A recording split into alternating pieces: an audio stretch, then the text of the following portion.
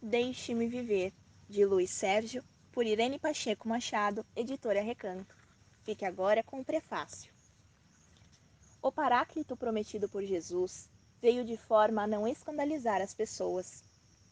Kardec apresentou, intermediando os espíritos, as verdades que podiam ser ditas no século passado. Foram depois aparecendo espíritos acrescentando novas verdades, sem desfazer o que ficou dito pelo codificador e seus assistentes espirituais. Assim, sucessivamente, vêm sendo acrescentadas à doutrina minudências sobre a lei de causa e efeito, à proporção que as mentes possam entender. Muitos não as aceitam, mas a vanguarda espiritual do Paráclito entende e parte para novas aquisições do saber. Seguindo essa linha de conduta, Luiz Sérgio veio, desde seu primeiro livro, Dosando a Pílula. Cada livro seu traz novidades compatíveis com o entendimento de seus leitores e de acordo com as necessidades dos espíritos irrequietos da modernidade. Conquistou os jovens leitores de tal forma que pode agora trazer alimentos proporcionalmente mais fortes a cada livro que apresenta. E assim veio este, Deixe-me Viver. Como diz o Evangelho, discurso duro de ouvir, mas necessário em face dos desmandos da humanidade atual para atender ao preceito de Jesus: conhecereis a verdade e a verdade vos libertará. É trágico, mas lógico. Quando assistimos a sessões de tratamento orgânico, ou seja, aquelas em que os espíritos usam de médiums de efeito físico para curar o físico dos enfermos, vê-se às vezes espíritos que são trazidos para tratamento orgânico, isto é, recomposição do perispírito dilacerado ou defeituoso. Tínhamos vaga ideia de que havia alguma coisa sobre desencarnados por acidente. Mas aparecem também espíritos na forma infantil, e achávamos que eram pelos mesmos motivos traumáticos, mas já em vias de reencarnação. Lógico que se isso fosse, estariam na forma embrionária, microscópica. Agora veio a explicação por este livro que temos a grata satisfação e até um certo orgulho de prefaciar.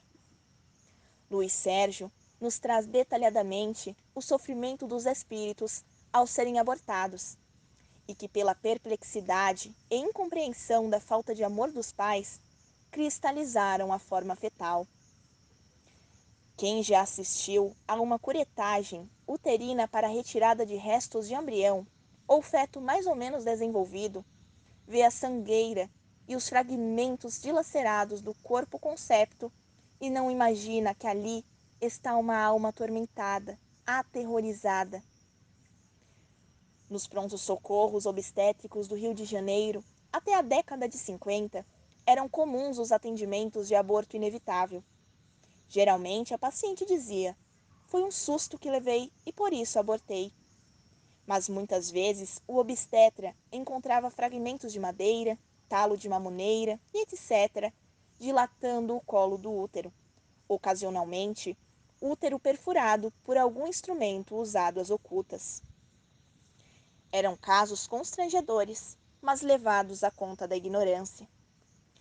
Notava-se, entretanto, que esses abortos provocados apresentavam um aspecto mais grave que os espontâneos, acontecendo às vezes até o chamado útero de Couveler, cujo sangramento incontrolável leva à morte, evitada somente com a retirada do útero. Estes detalhes Luiz Sérgio mostra com toda a crueza. Este livro até que poderia chamar-se O Martírio dos Abortados. Tão vivamente mostra o sofrimento dos rejeitados. Mas não fica só nisso. Traz ensinamentos aos pais, aos jovens e faz lembrar-lhes que sexo não é parque de diversões e que a mocidade está confundindo inquietação sexual com amor, vindo daí a raiz dos descasamentos fáceis. A mulher, que era atavicamente reprimida, viu-se liberada, mas saiu de um extremo e caiu no outro. Confundiu liberdade com libertinagem. Segundo Luiz Sérgio, essa liberalidade, do ponto de vista espiritual, foi a decadência da mulher. O homem tornou-se ganancioso e a mulher decaiu. Os quadros de obsessões, de desentendimentos entre os casais, segundo Luiz Sérgio, têm origem no desejo de gozar a vida e levar vantagem sem importar-se com os demais, num egoísmo atroz. Traz também o livro Orientação para as Casas Espíritas, de modo a nos fazer lembrar os dizeres de Paulo de Tarso. Importa que pratiqueis a sã doutrina. Para o caso de novatos na doutrina, misturando credos e religiões sem tratar da melhoria interior.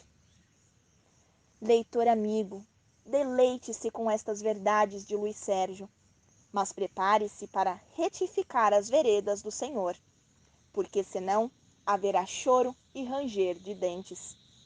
Luiz Sérgio, aquele abraço do tio, amigo e admirador, Júlio Capilé. Brasília, 9 de outubro de 1992. Graças a Deus.